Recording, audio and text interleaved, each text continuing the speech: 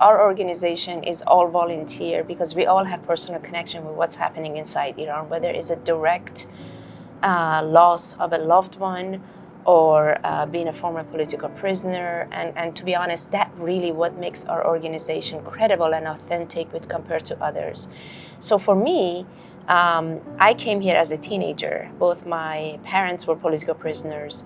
My sister, who was a student activist, was a political prisoner, and she nearly escaped execution at the age of 14. But we were among the lucky ones that were able to leave Iran without losing anyone.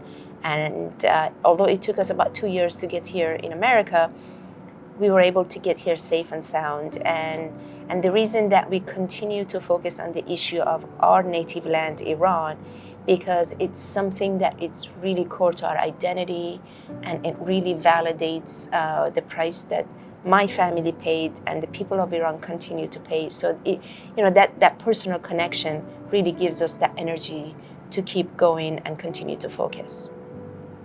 Yeah, I would echo that. What Ramesh said is for the most part applies to myself. My story began much like a lot of kids in Iran. I was raised in a family of 5 kids, and we were taught that choice is central to human rights, to your value system. So we were taught a value system that valued human dignity, the right to choose, to practice under the framework of law. I was a very young kid when the Ayatollahs took power, and essentially and sequentially took those rights from the population and ultimately from my family. My activity with OIAC began at first with an emotional connection to the loss that my own family endured.